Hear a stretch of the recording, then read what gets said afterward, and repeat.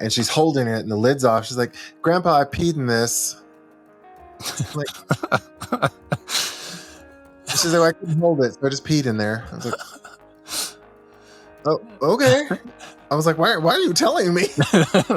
Hello and welcome to the Dad Dialogue podcast, the show where we talk about the stresses and successes of becoming a parent and being a parent. I am your host, Lawrence. Thanks so much for joining us today. Before I introduce today's guest, I just would like to give you a reminder. You can go follow us over on Instagram, which is just @Dad Dialogue.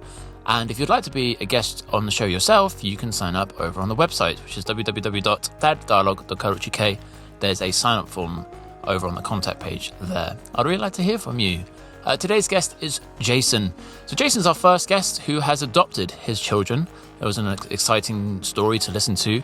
He's actually married to his husband, Zane. They adopted a teenage boy a few years ago now, and they then adopted that boy's older sister, as well as taking custody of her daughter. So the family grew quite quickly, actually.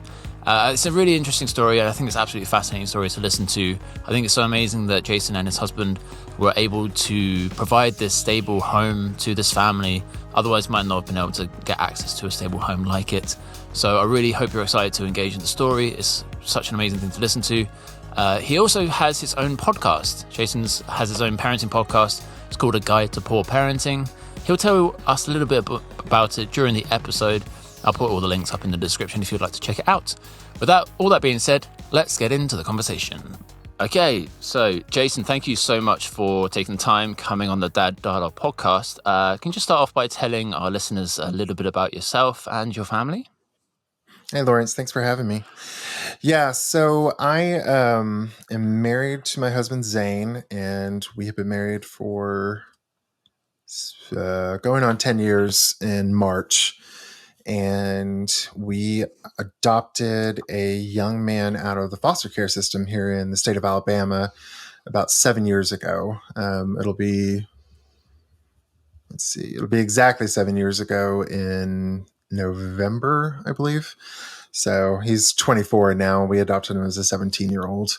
And after we adopted him, we found out that his sister, he and his next eldest sister were both in foster care, and she was aging out and in danger of losing custody of her daughter that was in foster care with her. So we adopted her as an adult, and that was a trial and tribulation. We can talk about it later if you want, but we adopted her. And then when we adopted her, because the custody situation with her daughter was still iffy, the court told us that they said, "Here's your granddaughter, go raise her." So we are raising our 10-year-old granddaughter, soon to be 11. And so she's the eldest of our 4 grandchildren. We just had our son just had his first baby 2 months ago, actually. So Mr. Elijah. Wow. Well, congratulations on the new arrival, the newborn. Yeah, thank you. That's awesome. I think we should go into the story of how you adopt. I would just say for the listeners, you have your own podcast, and this story is featured in your show as well. But I think we should go into it now. Can you take us back to before you adopted your son, when you and your husband realized that you wanted to adopt, and kind of what that initial process was like when you made that decision? That's like, right, we're doing this. Can you just talk a little bit about that? Yeah. So when we decided to adopt, like, same-sex marriage was not even legal here in the United States yet. So we've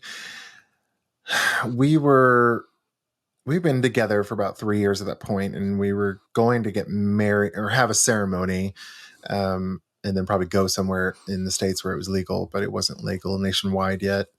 And we knew we'd wanted to adopt. Well, I say that I wanted to adopt, and I think I talked my husband into doing it too. So we looked at the process, and we actually started looking at surrogacy. But in the United States, it's super expensive. I'm not sure how it is in the rest of the world, but here at the time, we found out the average cost of surrogacy was about $125,000. And yeah, I was like, that was more than the cost of the house I was living in at the time. So I was like, oof. Yeah. So we decided the next thought we had was to try for infant adoption. Mm.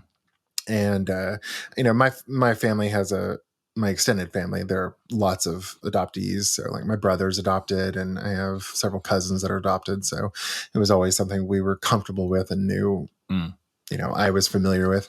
But we looked into newborn adoption, and it's still pretty expensive. It's like anywhere from $15,000 to $50,000 Wow. to adopt in the United States.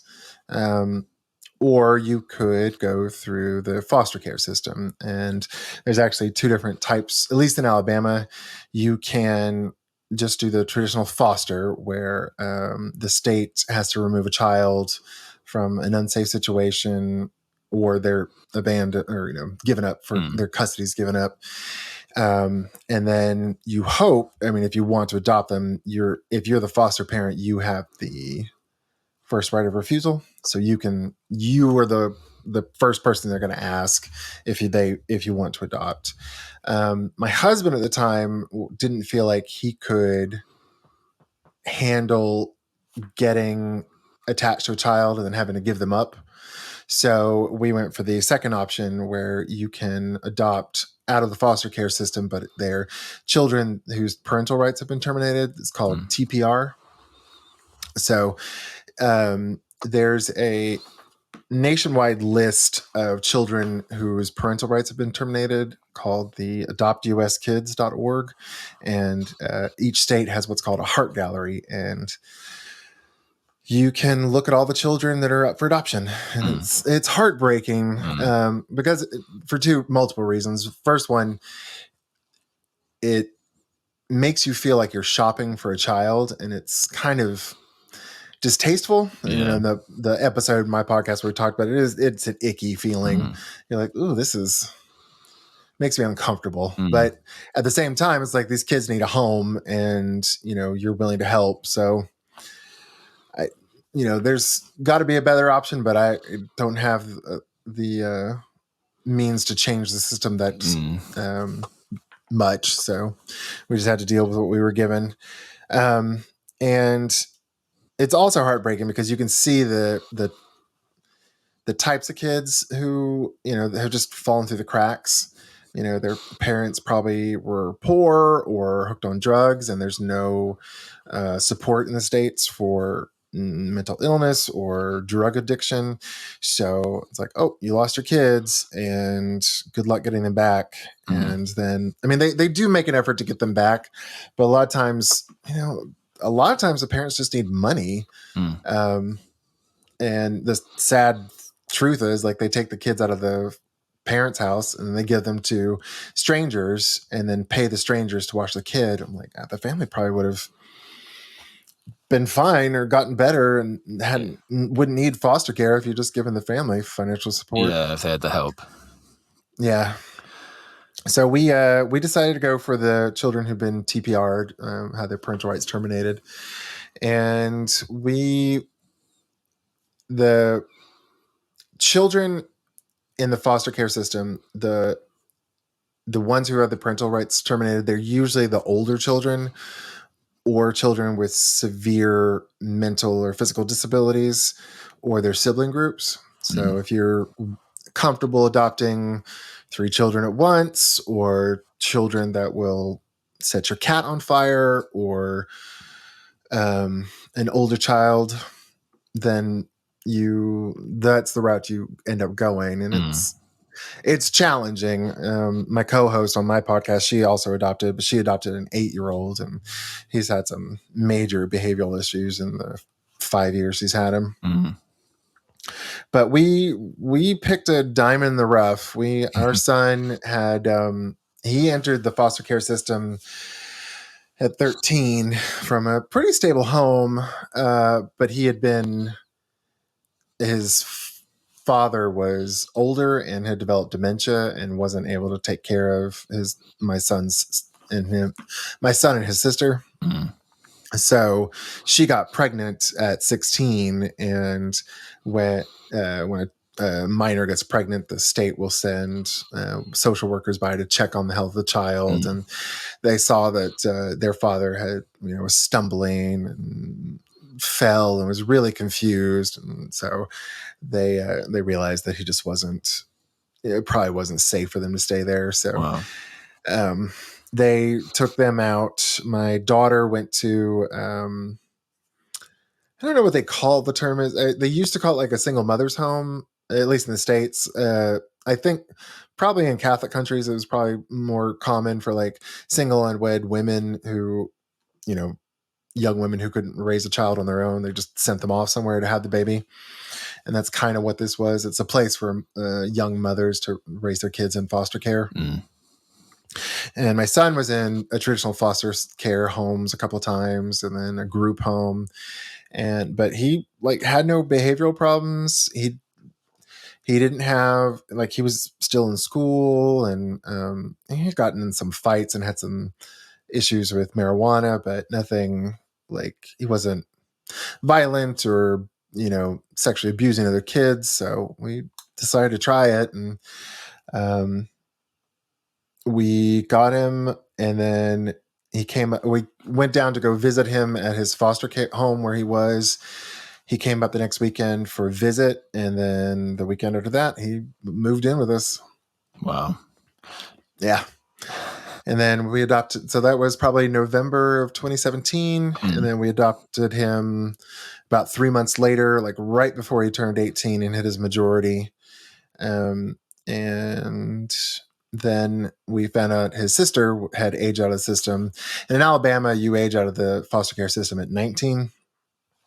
So she had just aged out, and the state, because she didn't have stable housing at the time, because she just aged out of foster care, and they don't offer support for kids who age out. So the state, at least in Alabama, once you age out of the foster care system, they just kind of boot you out the door and say good luck without any support. And so she found some housing but wasn't stable, and so the state was like, well, you're not stable, so we're going to keep custody of your daughter. And then they moved her daughter to another city about 3 hours away, and she didn't have a car, and they started the social worker that my children and my grandchildren and my husband and I don't like, because she was so awful. She basically started the process to terminate my daughter's parental rights, because she felt my daughter wasn't doing anything, even though, she'd moved her kid away and wasn't providing any transportation. So I started getting involved with that just because I didn't want her to lose her parental rights. So I started taking her to court dates and started arranging transportation and bugging the social worker about getting transportation for her to go see her daughter. And I even asked the social worker, I was like, can we adopt Kalia, who's my granddaughter now? I was like, can we adopt her? Because we have her uncle, there's a family relationship. But they said that when we adopted her uncle, that we severed her uncle's legal ties to the rest of his family. So they're not legally related anymore. And I found that to be kind of like a bullshit answer, because the social work, the social worker, she was awful. When she first brought Justin to our house, we were talking. She's like, "Are you sure you want to adopt him? He's not that great of a kid." I was like, "Ma'am, you're already in his corner." And she, none of us like her. She was awful, and she would, I have many a story about her. I'm sure, yeah. But and so Justin and Kashandalyn, my daughter, they had the same social worker, as did Kalia, and we all hated her. But when she told me that, I was like, well, what if I adopt Kashandalyn? So I talked to our lawyer here in Alabama that we adopted Justin through, and we started the process, and we actually submitted the paperwork, and the judge sent it back saying that, and he like highlighted a bit of the legal code in Alabama that said that you cannot adopt an adult if okay, let me back up. You can only adopt an adult in the state of Alabama if you are have some sort of relationships, like aunts, uncles, cousins, that sort of thing, step parent, Right. or a heterosexual married couple. So Right. because we were a gay couple, yeah, we could adopt her if she was a minor as a gay couple, but not as an adult. So I got really discouraged. But then I thought about it. I was like, well, I think I can adopt outside of Alabama. So I looked around, and like we're really close to the border with Tennessee, which is just north of us. And I looked there, but they had some residency requirements, and so did those other surrounding states, except for Florida, which is on our southern border. So I called a lawyer in Destin, Florida, and asked him, how it would work. And he's like, I said, there's no residency requirement, so you should be able to, but he's like, it might be a good idea if you went up and set up a PO box in Destin. So I drove down to Destin, set up a PO box, and then we adopted her. And about 2 months after the adoption, Kishonalyn had another court date for her hearings for her parental rights. And I guess the state had received notice that we had adopted her, and the judge was like, oh, well, you have a grandparent now, so take her. And we had just thought, we're just going to adopt her, so there's no change. If they do try to terminate parental rights, will be the backup. We had no plans that we were going to get custody of her. And then they were like, oh, you can take her. And so it was very shocking. We had actually, the day we got notice that we were going to get custody, my husband and I were actually about to go meet another kid that we were possibly going to adopt, a gay teenager. And I was like, I don't think we can handle a 5-year-old at the time moving in and a 14-year-old gay kid that's probably got some trauma of his own. So we had to back out of the 15 or 14-year-old. And so we've been raising Kalia for 5 years. She's 10 years old. I just put her to bed a little bit ago. That's so cool. And yeah, and my daughter's gone on to have 2 more daughters, Jalen and Ayana. And my son, who's 24 now, he'll turn 25 in March. He just had his first son. So Elijah, who was born back in July. Wow. And they're actually living with us. They share a wall with me at the moment, so hopefully they're not being too loud. So how many people are living under your roof then? So your daughter has these 2 other daughters. Are they also with you? They live in a neighboring city called Coleman. So when Kishonalyn was in foster care, in the single mother's home, she was that home was in a little town in Alabama called Coleman, Alabama. And that's where Kalia and her lived together. And she still lives there with her boyfriend and the 2 kids. And it's only about 30 minutes away from us. So, everybody in the United States drives. So we just drive down there all the time. And she comes up and sees Kalia. Cool. So, but yeah, it's a little scary just because I don't know. I assume you're aware the rich history of racism in the United States, but Alabama especially is like the center of our hate groups, like the Ku Klux Klan, the KKK, and actually Coleman was the headquarters for the KKK in Alabama. And so in the United States, they're not as prevalent as they used to be, but they used to be called sundown towns, where if you were Black, you needed to be out of the town by sundown. And Coleman was one of them up until very recently. And I'm always trying to convince Kishonalyn to move to Huntsville, just because I don't think she's safe. But I was like, ugh, it's rough. Yeah, let's go into that a little bit, because yeah, I think it's really interesting. Like I obviously mentioned to you, my wife is Black, so I had to tackle some of my own perceptions of race, and having kids that are now mixed race. There's a lot that goes into that. Can you talk a little bit about what you've had to learn, what you've had to maybe think about to approach raising a Black family?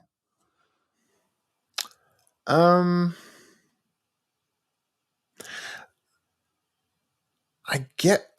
don't know. I will say, I had a very distinct advantage of my son and daughter were, practically adults. They were very old teenagers by the time I adopted them. So I didn't have to worry about them, making sure they were connected to their identity or anything like that. Right. And because they're still so close, my granddaughter that we're raising, she's got a connection to like her to the Black culture here in Alabama. Um, the biggest challenges I've had to deal with have been the little bit of racism experienced in mine and my husband's family. I'm from Texas originally, and my husband's from Alabama. So like, you can't throw a rock without hitting a racist in our family. Wow. So we've had to deal with a little bit of it, but for the most part, our family's been very accepting. I think it helps the fact that we're gay men too. Like they had to kind of get over that shock and knew that we were going to put up with their crap if we brought Black children into the house. But yeah, I would say the biggest thing I had to deal with was, you probably haven't had to deal with this because you're not a woman, but or you haven't had to do too much with it because your wife is probably helping out a lot. But doing a little Black girl's hair is a challenge, and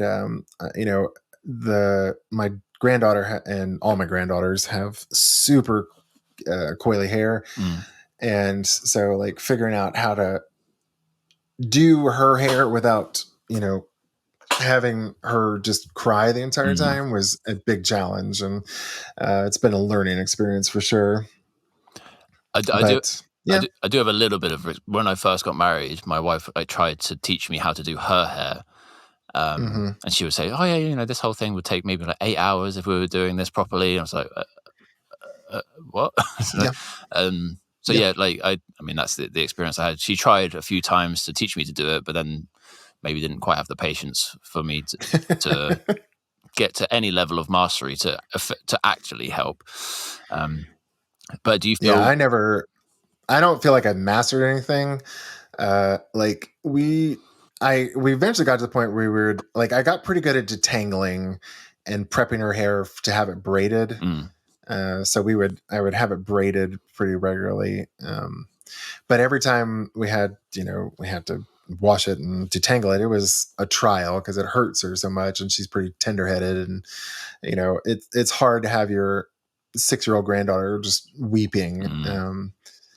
But I also realized that had I been a Black woman, I probably wouldn't have worried as much because, like as many of the Black moms I've seen smacking their child around, just be like, "You think that? You think this hurts? Wait till I get done with you." So, it's. I think Black women have to deal with desensitizing their scalp so they're not so tenderheaded, and I never could get there. We eventually got to the point where we just did locks because I was like, I cannot keep detangling your hair. I cannot fight you and deal with the tears all the time. So we just had her hair twisted, and she's been in locks for the last year, and I love it. Cool, awesome. Let's just circle back a little bit to the adoption. I know you mentioned the cost of like a surrogacy, and you mentioned the cost of like infant adoption. Can you, if you're happy to share, could you share a little bit about the costs incurred with the process of adopting? Because I know you get a little bit of a grant, but you obviously have lawyers and things like. Actually, so if you go through the foster care system, it's free. Okay.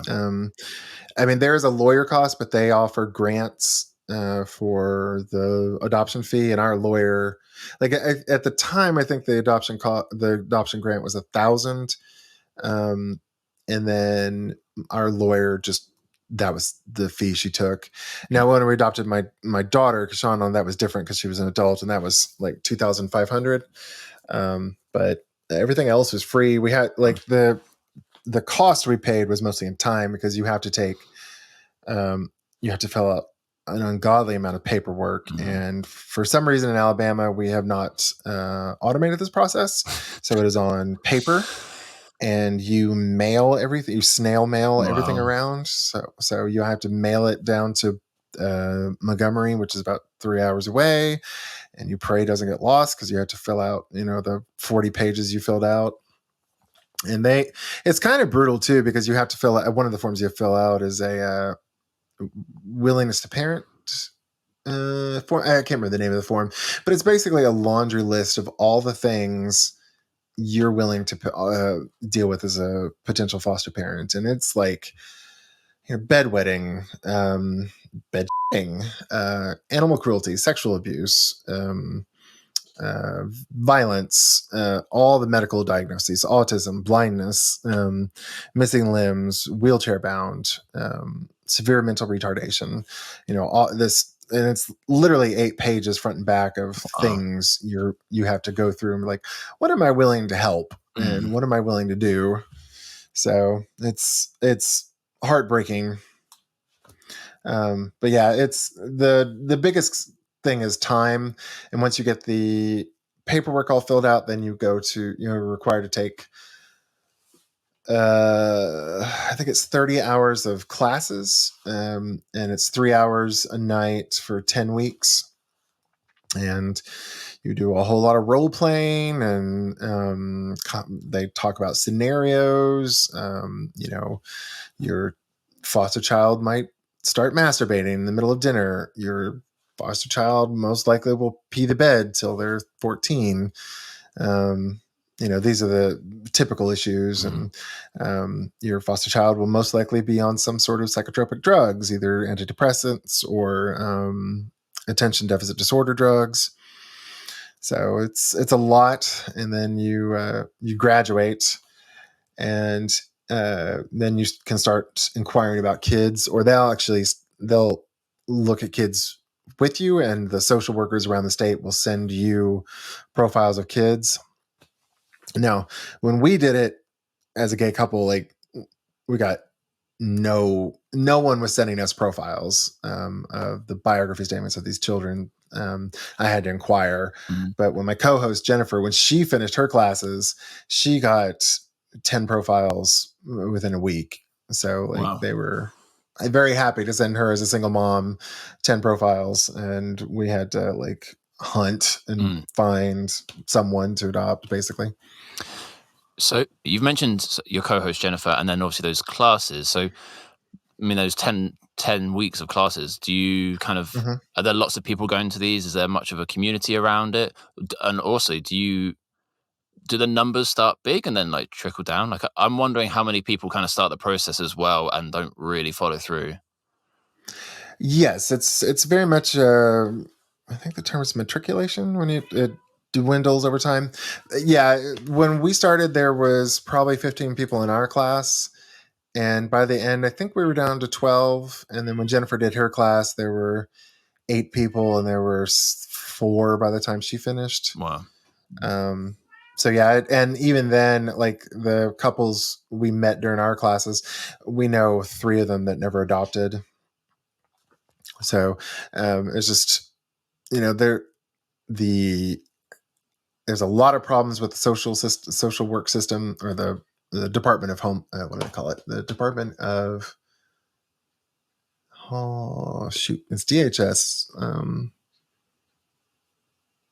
Homes. I don't remember what it stands for. Anyway, but the foster care system in Alabama is they pay their social workers next to nothing. They pay them poverty wages, Mm. and like, you would make more working at a fast food restaurant, Oh, geez. frankly. And you have to have a college degree to do social work. And then they overload them with cases, and so there's a lot of dedicated people, and there's a lot of people that just don't care anymore. So a Yeah. lot of kids fall through the cracks. But as far as like the community, so the organization that we went through that did our classes was called APAC. Excuse me. It's the Alabama Pre and Post Adoption.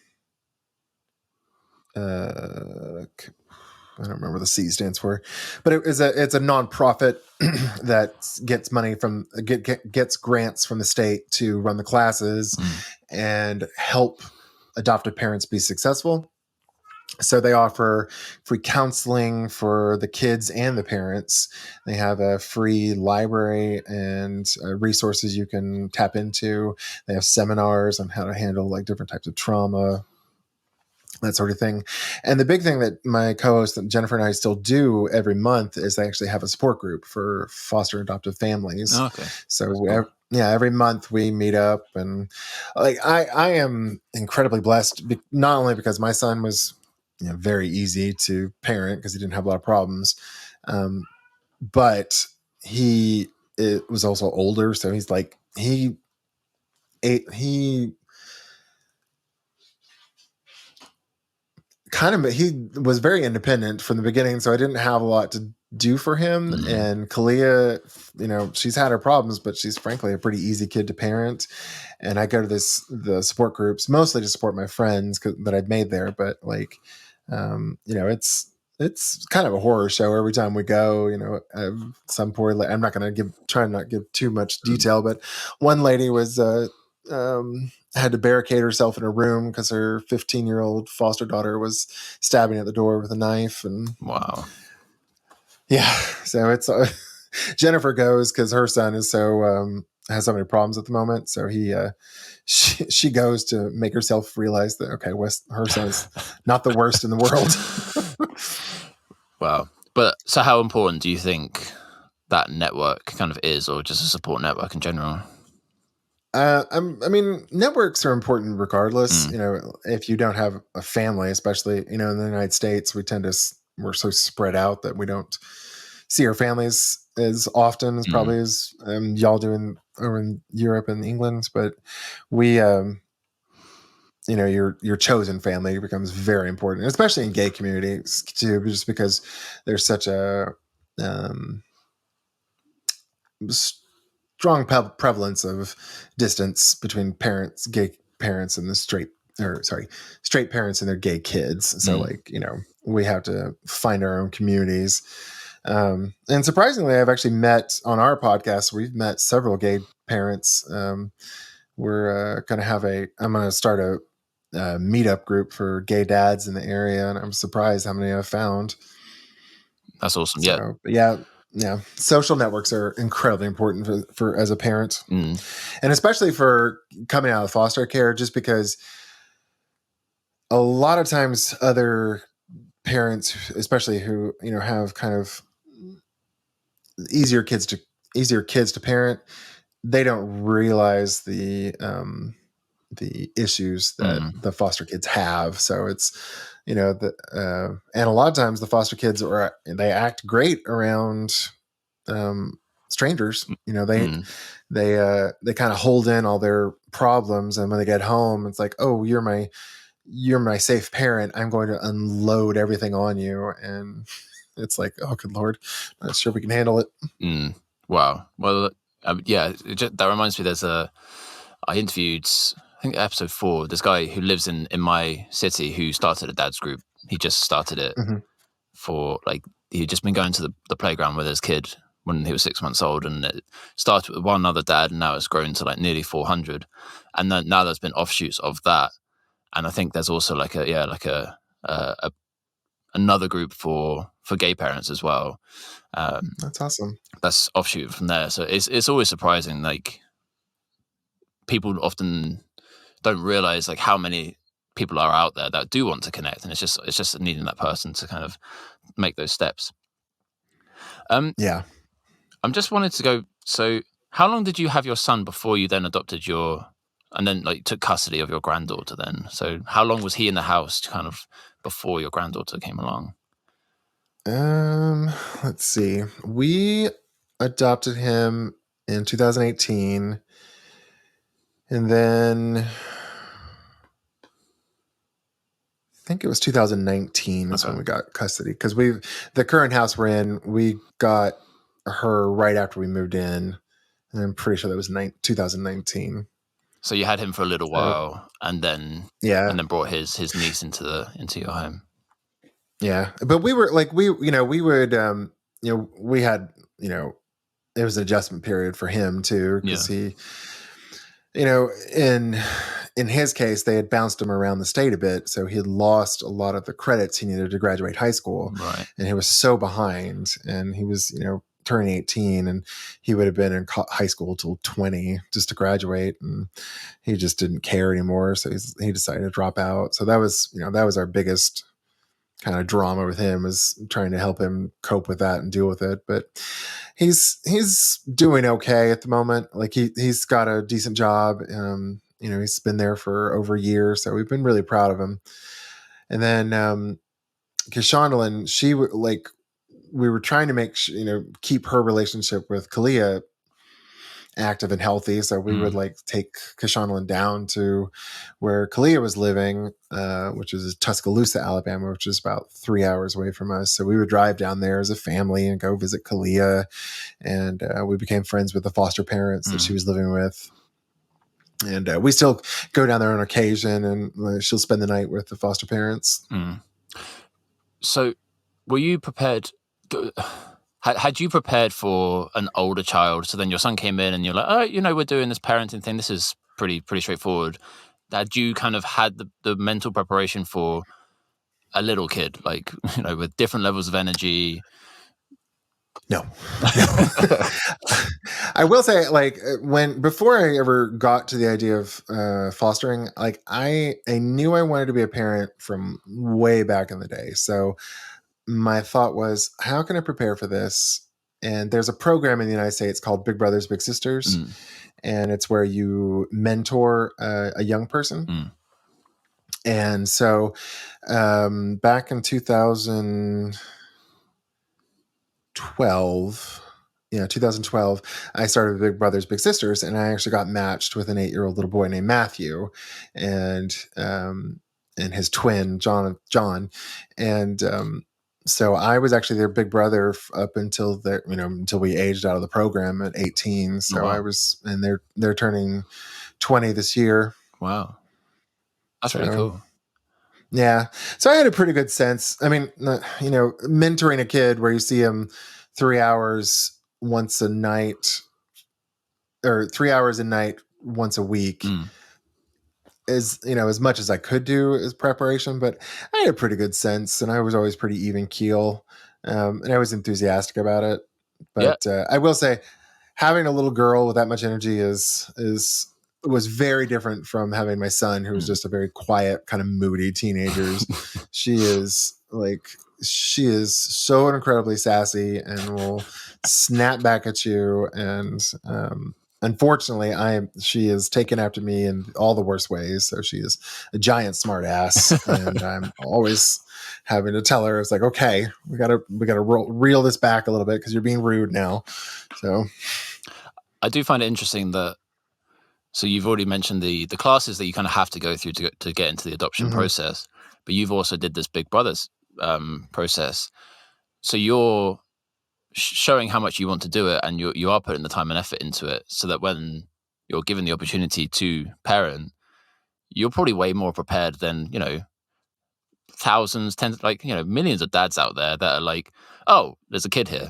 Like, what do I do? Or maybe they don't even ask that question. It's like, oh, there's a kid here. Like, I think that's probably true of most gay dads, though, because we can't do it. I can't just I just can't get someone pregnant, and I can't get pregnant myself. So it's like, it is a process and a big deal for, as a gay man to become a parent, even if even if it's biological where you're doing surrogacy, it's still like a lot of effort and a lot of money to put into it. Or adoption, same. It's like you're taking on a kid that's not yours, not your biological child. So you have to, I don't know. I think just being a gay man helps a lot in that aspect of it, just because it's so difficult to become a parent. But I will say also, being a gay man and growing up in the South of the United States, where we have a long tradition of homophobia and racism, and being othered myself, that I was accustomed to realizing that the families you make are just as important as the families you were born into. So I always knew I'd be able to love a child that wasn't biologically mine, because I've, several of my family members have said, oh, I could never adopt because I don't think I could love a child that it wasn't biologically mine. And I was like, oh, I know I could do that, just because I've had to love so many other people that are not, of my kin. Well, that's really heartwarming. I think that's a really important thing to kind of like take away from this discussion, is that, yeah, like you said, you are born into a family, but you can also make family as well. And it's that time and effort you put into it to show love to others. But yeah, I just think the preparation that gay men have to do to go into that is something that people could learn from as well. I think. I mean, I kind of lots of parents that just kind of let it, just fall on their lap, and then maybe they're not Yeah. not to say that I they're have a, like absent, but dads that just could be yeah, like yeah. just a bit more, like just be a little bit more prepared. I was about to say, did y'all plan y'all's children? Were y'all's children Yeah, planned? yeah. It was actually during COVID that I had my kids, and it just so happened like the birth control we were using, like it was coming to an end, so we had to make a decision of like what are we going to change, and Mm-hmm. we're like, no, let's do it. And this is part of my story that I would tell to other people. It's just the very brief part is that like we were very lucky, very blessed that it was like almost instantaneous with kind of both kids when we made the decision. But I've known so Okay. many friends that really struggled. We actually had some close friends where we used to live who started going through the adoption process because they've been trying for so long, unsuccessfully. Yeah. And that was always the thing that I kind of took away from my story and my other friends' stories, is that you can't just say, oh, in 3 years we'll have a kid. Like, you could write that down on your plan, but like that's Yeah. not a guarantee. So it's just something to think about, like even for heterosexual like couples that are looking to have kids, it's not always perfect. Very true. Are there many other family members? So you obviously mentioned your son. I didn't know the story with his father, that because he was suffering from dementia. What was there like? Mm-hmm. Was there much relationship kept up with his father at the time? Is there any other biological family that relationships were maintained? Yes. So his father was kind of a special case. So Justin is the youngest. My son is the young. Can I speak?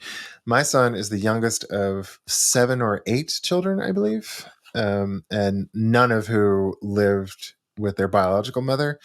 And even Justin's father, who had dementia, he was actually. I'm not entirely sure what the relationship with there was. He was raising them. He was raising Justin and his next eldest sister, Kashandlin, but like the birth certificates don't list him as the father, only their biological mother, and she was, a drug addict and engaged in prostitution. So like most of Justin's siblings, the other ones that we've met, are not. They only share her as the single as the parent. Um, so I think from what we've kind of pieced together happened, she was pregnant with Justin and Kashandlin, or Kashandlin first, and then this couple from her church took Kashandlin. The mom got pregnant again, and then the couple took Justin, but they were an older couple from the church. And I don't think they ever adopted Justin because, like I said, the birth certificate was never changed to reflect it. So I don't honestly know. But once Justin and his sister were taken out of his home, he was put into a nursing facility by his sisters, and we couldn't find him for a while because the rest of Justin's aunts, I guess is technically what they are, they didn't really talk to the Justin and Kashandlin, so they lost contact, and they obviously, I don't think they even liked Justin and Kashandlin, so they made it kind of difficult to find him. But we did find him finally in a nursing home in Tuscaloosa, where the kids were born. And by the time we found him, he was far into dementia, to the point where he wasn't speaking anymore. So he was. We finally got down there and he wasn't verbal. And then we went back down one more time with Kashandlin and Justin, and he recognized Kashandlin a little bit, but he couldn't speak. And then probably 3 or 4 months after that, he passed away. Wow. So it was tough on the kids, but they are still in contact with. So they're in contact with their next eldest brother, who is Fred, and he lives in Atlanta, Georgia, which is about 4 hours away from us. But actually, when Justin and Sean were pulled out of their home from their dad's house, their brother Fred tried to take custody of them. He took them into his apartment with his girlfriend for a while, but he was he was a young man. He was 25 at the time. So like he wasn't stable, and him and his girlfriend broke up. And so the social workers determined it wasn't safe and stable enough. So they pulled him out of Fred's house. And Fred a couple of times tried to get custody again, but ultimately decided he couldn't do it. So, but they're still in contact. They have two more sisters in Tuscaloosa, Alabama, and they have,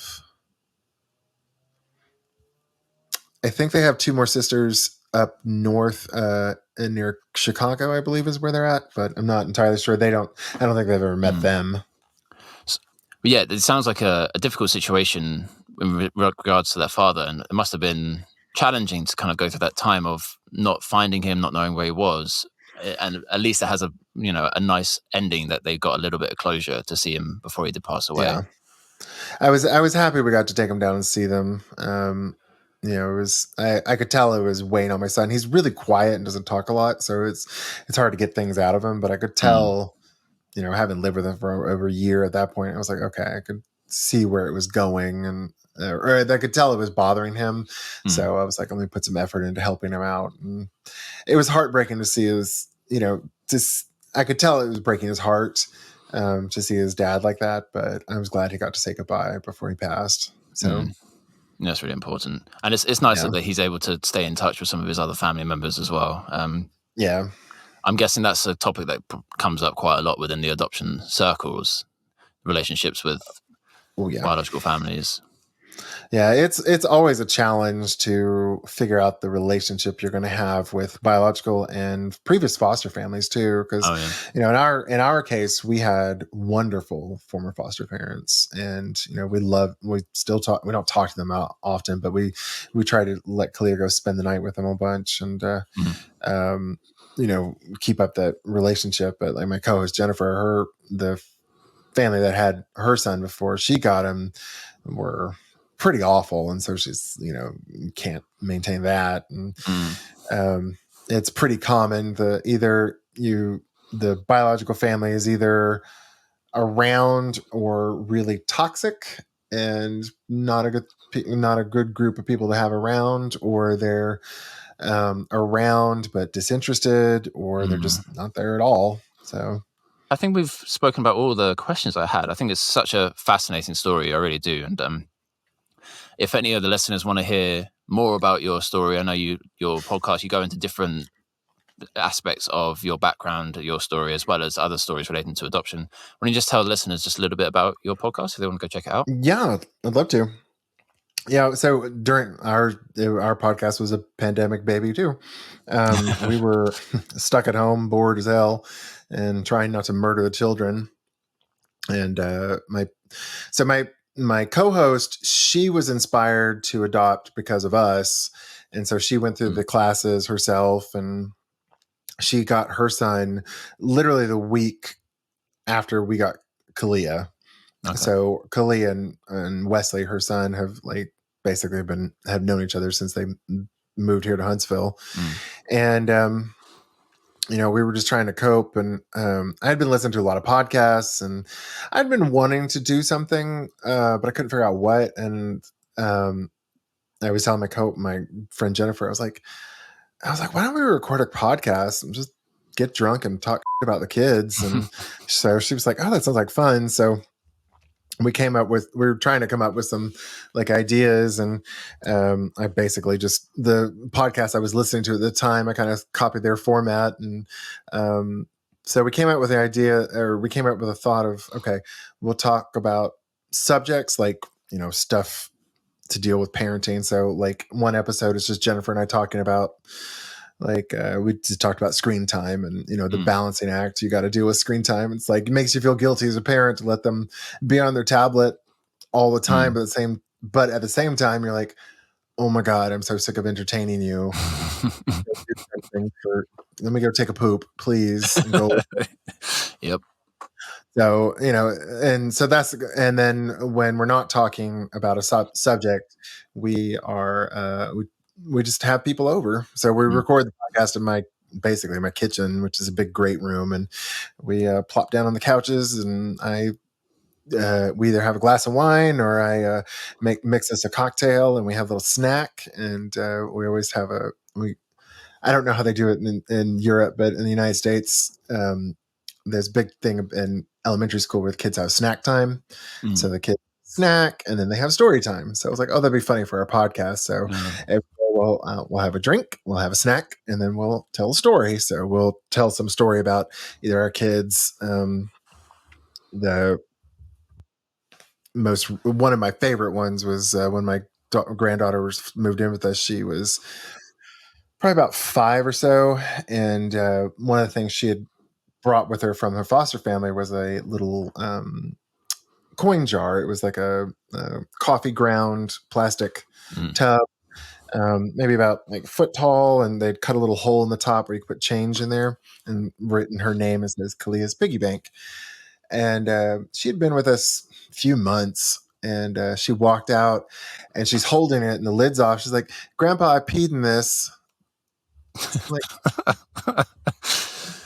she's like, "I couldn't hold it, so I just peed in there." I was like, "Oh, okay." I was like, "Why are you telling me?"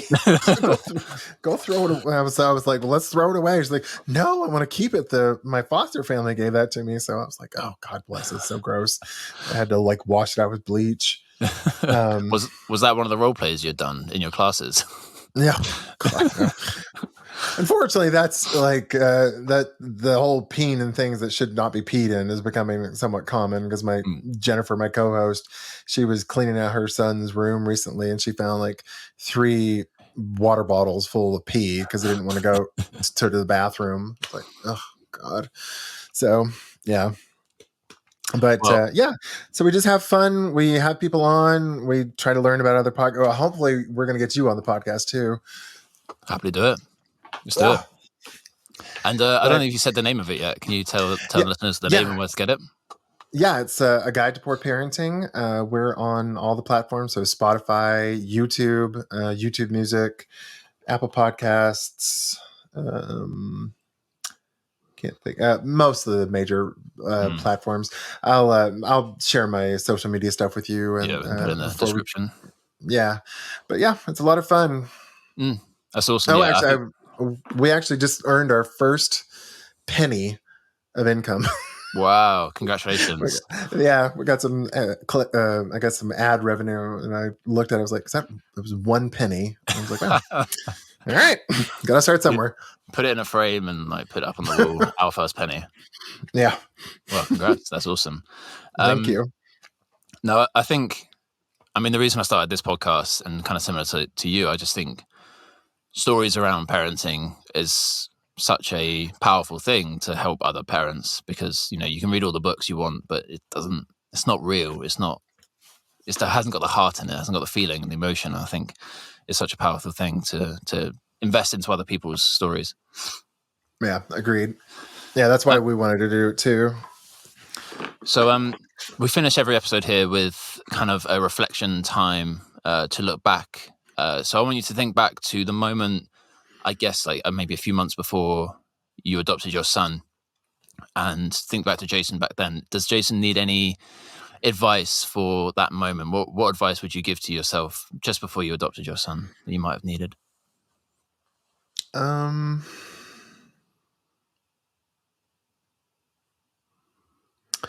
guess the only advice I would say is